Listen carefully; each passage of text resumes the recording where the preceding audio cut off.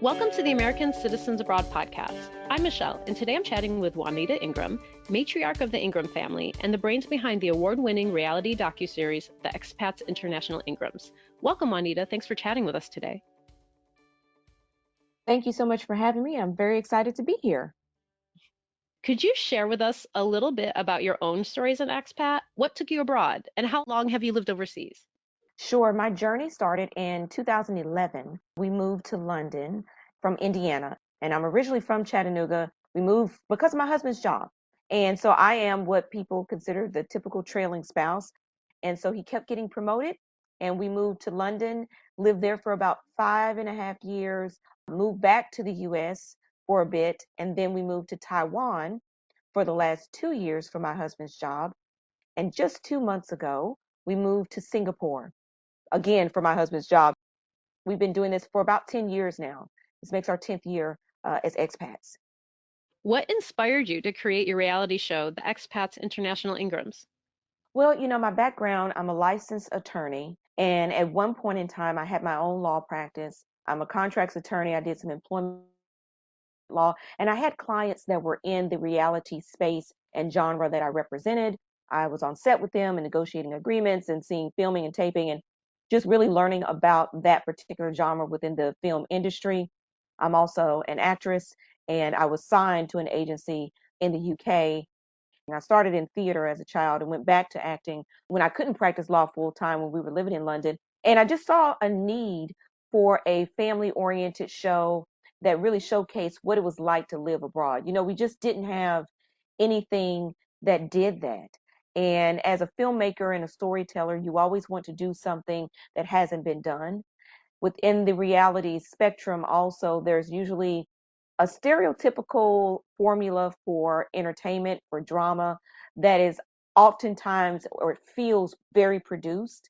And I wanted to create something that was very organic, positive, that was family friendly. You could inspire kids to live abroad and really showcase what we go through as expats, because people have a lot of misconceptions that we're on this perpetual vacation, and that is not the case. I think the only thing we had close to this was maybe House Hunters, and finding a home is like 1/10 of what you really have to undertake and consider when moving abroad. So it had never been done.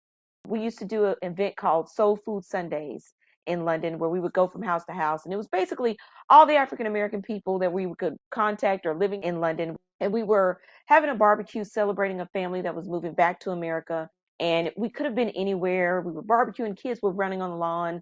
We were listening to music. And then I looked up and there was Windsor Castle. And the idea of the show came to me then, because I was like, this is different. And you just want to showcase something that is different and unique. And not everybody has been exposed to that. And then those who are thinking about it, you can inform them what it's really like. That's how it all really just came about. I had the idea for the show about 4 to 5 years ago, but I knew when we moved to Taiwan that that was the right time. What's the intention of the show? The show is built on a format that's called edutainment. That was actually a phrase that was coined by the Black Panther movement back in the 70s, when they created content that was both educational and entertaining. And so the purpose or intention of the show, of course, is to showcase what it's really like to live abroad, and then also to entertain people because we all need to laugh. I think we're living in a time right now where people want to escape. Not everyone is going to live abroad, but you can take them along the journey.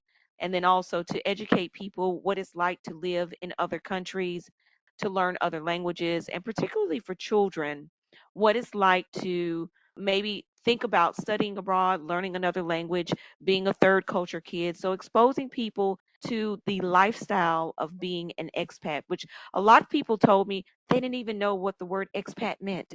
They thought maybe initially that maybe that was our last name or something. So I think when you're in the expat community and you're living abroad as an American, you take a lot of things for granted because you're just in the mix of living. But a lot of people are really curious. And so it's to both educate and entertain and hopefully to inspire. Which episode of the show is your favorite so far? Oh gosh, that's like ask which is your favorite baby because this because it's a self-funded show. saved my entire salary my last year before we moved and funded this myself. If I'm not in front of the camera, I'm probably behind it. I'm directing, I'm producing, I'm editing. And so it's kind of hard. Each episode has something that I absolutely love. I think if I had to pick one, it would be the last episode because it really is the culmination of the journey and the season, and you get to see so much depth. I've had people tell me that they cried, grown men, No. tell me that they cried. And I just think that there are so many beautiful parts and arcs in the story. I look at everything from a producer's lens, and I think it's one of the cleanest episodes that we did because we just kept getting better and better at the process. It was just a lot of fun to make, but I think maybe the last episode would be the best one for me because it sums everything up.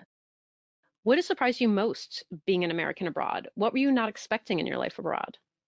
Initially, when we first moved, and it was the first time that I stepped away from practicing law full time in a very traditional way, I was not expecting to experience what is called or phrased as trailing spouse syndrome or trailing spouse depression. I was not ready and I didn't see it coming. And in fact, I didn't really diagnosis or a real thing until I was researching for the show years later. I started looking it up. I looked up the phrase trailing spouse. I had no idea that the syndrome or depression was a thing. And when I read the symptoms, I was like, oh, so that's what that first 4 months of living in London was about. I literally sat on the couch and cried every day for 4 months straight, just trying to figure out my identity and who am I and purpose. And it's not as though, I love my kids, they love me. Being a mom, it's a truly great calling. I think it's one of the best blessings that I've ever had in my life. But for some people, and for most women, we're very multifaceted, multidimensional beings. I was more than their mom the day that they came into the world, and I'll always be that. But so often we equate what we do with our self worth, with who we are. And I really had to go on a journey to one, mourn the trajectory of my own career. And while I voluntarily signed up happily to be Mhm. living abroad because of my husband's promotion, I didn't really take stock of what that meant for me and my career, exactly how I was going to have to mourn and grieve the trajectory that I was on or what I had planned for myself, and really do a pivot and shift from feeling like a trailing spouse to going to an accompanying spouse, which is a different space. It's a different headspace. You're not really focused on what you gave up, but you're looking at opportunity and what's in front of you. And that journey to get from point A to B, I did not plan nor anticipate that. And I wish I had. I did this time. Obviously, I did a whole show. So I found the purpose and, really thrived in it. But I had to engage a life coach and really step into this new space. I wanted to be a judge at one point in time, and I still may be. I just may have a judge show. I just may manifest that differently now. Being able to explore all of the things that God has blessed me with the capability of doing was a mindset that I had to shift, and I didn't anticipate it the first time around, but I'm glad I've got the knack at it, got it, together. I wish I had read about that beforehand, so I would have been prepared. A portion of your show's proceeds go to fight poverty and empower women through Dress for Success Greater London and Dress for Success Chattanooga. Could you tell us more about what these organizations are and who the women are that they benefit? Absolutely. And I love this organization. I am the founder of Dress for Success Greater London and the founder of Dress for Success Chattanooga. And Dress for Success is a global organization that empowers women to get them back into the workplace. We give them interview training and interview attire. And I like to say that we dress women from the inside out. There are over 155 affiliates in over 37 countries. So it is one of the largest, most impactful organizations that empower women. We tackle poverty head on because when you change the trajectory of a woman's life, both professionally and personally, you not only touch her, but her entire household. So it's an economic impact that we do. I love fashion. So I love to empower women through fashion, but we give them more than just clothes. It's the confidence that we build in women. If you think about it, when you go for a job interview, you have a girlfriend that you call, like, hey, can you look over my resume? Can you run some warm up interview questions? Or just someone to walk you through the process of what you need to do to highlight the skills that you have. We have ongoing support once they do get the job because some of our clients that we like to call them clients that we support, some of them are coming out of human trafficking or domestic violence situations, homelessness, or because our continuum is so broad, they may be downsized and they weren't foreseeing that that was going to happen. Maybe they've been out of work for a while on maternity leave or stay at home moms, and you just need that boost of confidence both in how you look, because when you look better, you perform better, but also in substance and how you feel, project, and perform on an interview. So that's what we do. The streaming proceeds from the show go to support that. I think Dress for Success, I think it's in episode either 4 and 7, or I don't have them memorized by heart, but we're in London and showcasing what it is that we do to empower women. And I love what we do. Living abroad as a family is different than a single person living abroad. What has been the hardest part, the biggest struggle you've had as a family while living abroad? And what has been the best part? Oh, hardest parts twofold.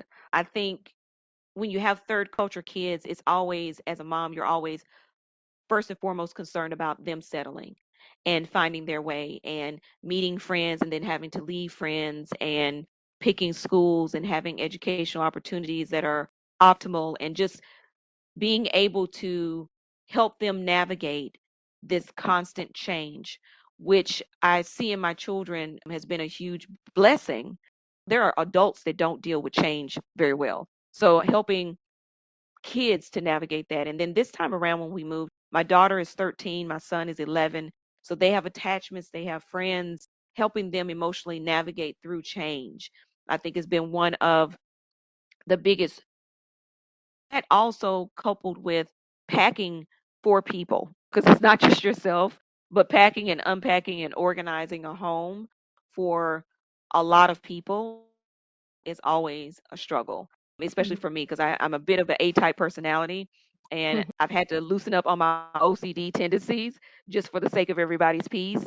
But I think one of the best parts of living abroad, the appreciation for other cultures and the flexibility and the ability to navigate change that we all have now.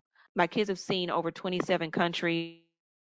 I stopped counting at the number of countries that I've visited, but having lived on 3 different continents for them, they have absolutely no idea of limitations for themselves.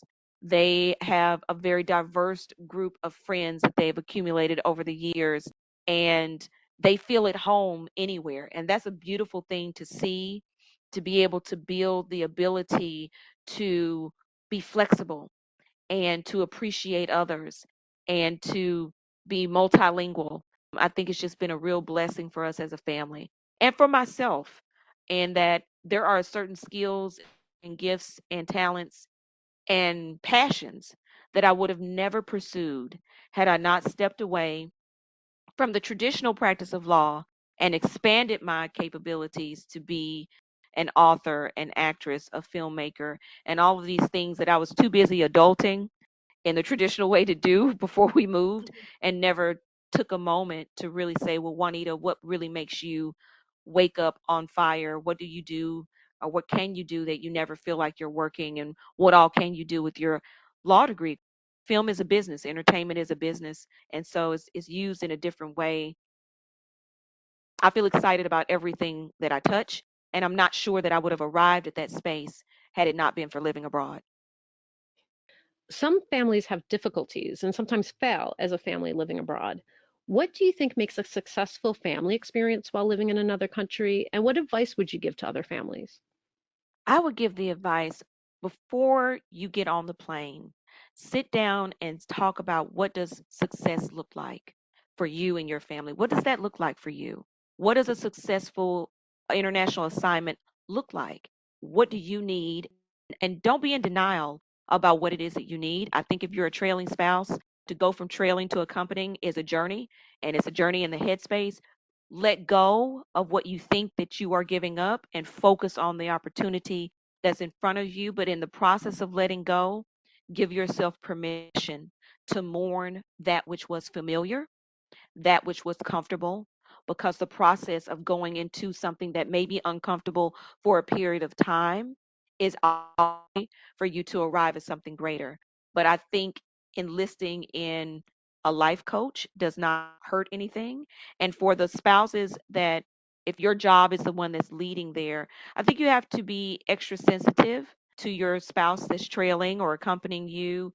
It's a perfect example. I had a friend who was a TV producer in the UK. She stepped away to follow her husband to Taiwan and had a 4-year-old daughter, and she was really happy to be full-time mom, to have this opportunity that she otherwise would not have been able to have. And her husband said to her one day, "Well, you have a great life. Like, why are you upset, or why do you have any down days? You spend all day with our daughter. I don't get to do that. I don't get time to spend with her all day.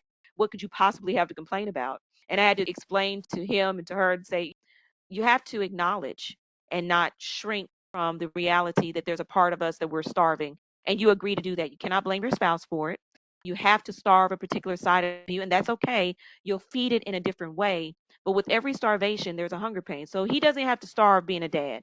You may not see her as much because you're working, but when you walk through the door, you still receive the love from your daughter. There's a part of us professionally that we may have to starve, and we sign up for that, and it's okay. Figure out how you're going to feed the side that you're starving. What are you going to replace it with? What does success look like for you? Figure that out before you get on the plane. Doesn't have to be perfect, but just have something in mind. And then increase the sensitivity, because starvation and hunger pains are real, but they're only temporary. And once you start feeding it with something else and finding purpose, it's a beautiful journey. You've touched on this a bit, but maybe you can expand on it. What have been the benefits and disadvantages of raising kids while moving between different countries and cultures? Immense benefits. I think third culture kids have a beautiful lens on life. They get to see life in a way that I certainly didn't. Again, there are no limitations. They become so easily adaptable. I just had parent teacher conferences for my daughter and my son, and all and said, "I can't believe your kids are new to the school. Your daughter is the most popular person in the school. It's like she's been here her whole life." Now, my daughter is a bit of a social butterfly. If you watch the show and she said, "I am the star," she means that. That was not scripted. No one told her to say that. That's her personality. I think it's made them very outgoing. Again, they're not really stuck on the inability to navigate things that are different, certainly appreciate other people, other cultures, knowledge of other cultures, things that they learn in social studies have great context for them because they've been to so many places and seen so much difficulty. I don't think there are any disadvantages. I think you just have to figure out what works. When we moved to London, my son was 15 months old, my daughter was 3. I was still nursing him. So I think that you will go through the typical seasons raising children that come with their own challenges. You'll just do it in another country. As with moving anywhere, there are always challenges like, where do I buy socks? What's the equivalent of Target in Taiwan? So you Mhm. always have those natural settling in things that you have to overcome. It's not necessarily a disadvantage, but it certainly is a challenge that you have to figure out what works for them, and that is making friends and then having to leave friends. I think that's always hard, but that's hard for some adults to do. Makes them stronger people. But with technology now and Snapchat and TikTok, they've got friends all over the world. Back in my day, I would have had to have a pen pal. They don't have to do that now. That becomes even less of a challenge. And I fully expect for them to have friends that they go to weddings all over the world, and go and take girl trips all over the world. They still have close friends that they met in the UK that are now in Portugal and Brazil and Africa and all over the world. I think the pros outweigh any challenges. After living in several countries and meeting other Americans abroad, are there any common themes or threads that you find within the different overseas American communities? I imagine that the struggles are somewhat similar, no matter if one is in London or Singapore. I'll tell you the biggest difference that I see. People say that Singapore is like Asia light, or it's the London Mhm. of Asia, and it's very true. The biggest difference that I saw, especially being in different places in Asia and living here, when there is a true language barrier that exists, I think that takes it up a notch.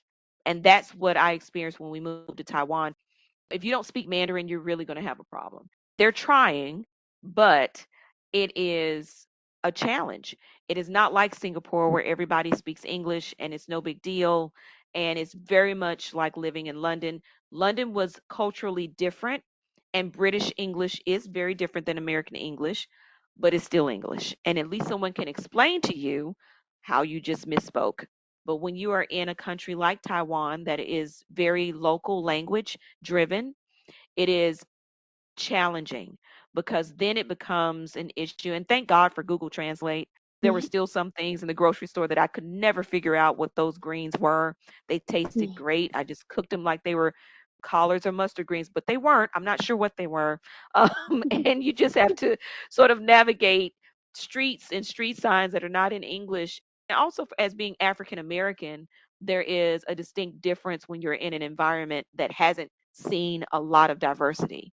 So Singapore is extremely diverse, London is extremely diverse, Taiwan is not. And so I think depending on your background, those situations can also present challenges. I walked into a hair salon and they looked like they were going to faint. And I had to reassure them that I was just there to buy shampoo. I was not going to make them attempt to do my hair. There were no black hair salons in Taiwan, and they looked like, oh my God, what is she going to ask us to do? And so those type of things can be a bit much to overcome, and they do vary from place to place. But I think the common theme is finding your tribe, and everybody that settles, they navigate towards what is familiar. So you have these American pockets, but I think the true beauty and growth takes place when you go outside of those and you really start to explore the local experience. And that actually brings me to my next question. Do you think Black Americans living abroad have different challenges, and what are they? I do. I can't pretend to speak for all Black Americans, so I think it will vary just as much as we vary. And it depends on where you're living. Some challenges don't exist in other places. So when I lived in London, I didn't have the challenge of feeling different. There were certain places that I could feel people staring because maybe they hadn't seen a lot of African Americans in that particular area, but it really wasn't that big of a deal in London. Here in Singapore, it's not that big of a deal. It's actually quite refreshing. It's just like London is so diverse. There's so many different people. Living in Taiwan was a different experience. When the elevator doors would open, people would jump when they saw me. If I got on the bus, people would get up and move. Those type of things still occur. Although there are a large group of people that I met in Taiwan that were so open and welcome and clearly had watched a lot of television and were very comfortable being around Black American people, but it just depends on what province you went to and what district you were in. It's a reflection of where we are in the world. There are negative stereotypes about a variety of groups. Black Americans are no exception to that. And sometimes that shapes how we are handled or mishandled on a global scale. It was another reason why it was so important for me to do the show. It's not just about being abroad, but also being Black and abroad through our lens, but putting forth those stereotype breaking, positive, authentic images of us really impacts and influences how we are seen on a global scale. Do you think family will repatriate at some point? I'm sure we will. Our parents are getting older. You just never know. I say that London was supposed to be a 2-year assignment. We were there for almost 5. You don't know because you just, I say, sure, we will. We would love to retire. However, my husband wants to retire and live in Italy. We will go where the job takes us. It's not really up to me. I'm fine living abroad. I'm fine repatriating at some point in time, just because I do think that you miss out. Things like COVID happens and things are in lockdown or you can't travel as freely as you want to in 2020 sort of took time away from my grandmother who turned 90 when we first moved to Taiwan. It was 2 weeks before we moved and she turned 90 and we had this party for her. My grandmother and I were very close. And I said, oh, I'll be back. I'm going to spend summers in Chattanooga with you because who stays in Asia in the summertime if you can help it? It's too hot. So I had all these plans like, oh, don't worry. I'm coming back in the summer. We'll be here every summer. And then COVID hit that time. You do FaceTime and all of that. At 92, just 3 weeks ago, she went home to be with the Lord. And I just feel like these last 2 years, I could have had more time. Now, God could have given me 102 years. I probably would have still felt that way. So she was just an awesome lady and she raised me. And that's just how you feel in the moment of grief. But when you live abroad like this and you're not able to travel and as times change, it makes you think about well, should we go home at least for a period of time as people get older? And I think that's one of the hardships of living abroad that you just have to come to expect and just navigate your way through it. We're sorry for your loss. Oh, thanks. She's in heaven, and I know I'll see her again. And heaven officially smells like White Diamond's perfume. It's fine. She was just a great person. But I'm not the only person in this process. So many expats reached out to me and expressed their condolences, but then also said how fortunate I was to be able to go home right now to attend her funeral because people had folks that passed away in 2020 and they weren't able to go. I think that is part of the things to consider when living abroad. You can't always get back when you want to, but that's why it's so important to cherish the times when you do go back. Exactly. Do you have any closing thoughts for our listeners? I'm just so appreciative of this platform that you've created to have these type of conversations. I think, and I encourage everyone to consider the opportunity of living abroad. And if they have that opportunity in front of them, to listen to your podcast, to do as much research as they can about what the journey will look like, to be excited and to be encouraged and to know that you'll find your tribe. They should watch the show and be entertained and laugh and maybe help them to navigate through some of the things that they're going through. We have a cast of about 5 people. We are wrapping up season 2 right now. We have a cast of about 7 people. And so I love the fact that we showcase their journey as well, because not everybody's going to be a corporate expat. We've got school teachers, digital nomads, folks who came for 30 days for a vacation and stayed 17 years. It happens. And so I think as you take the plunge, to just be open to all the opportunities. And I'm just really excited and grateful that you gave me the opportunity to share today. Oh, well, thank you, Juanita, for taking the time to join us. The American Citizens Abroad podcast is a monthly podcast that is published the second Tuesday of each month. It is edited and produced by me, Michelle, and is a product of American Citizens Abroad. You can find us on Twitter at ACA_podcast, on Facebook at American Citizens Abroad Podcast, or you can email us at podcast@americansabroad.org. Remember, give us a good rating on Apple Podcasts so other Americans living abroad can find us.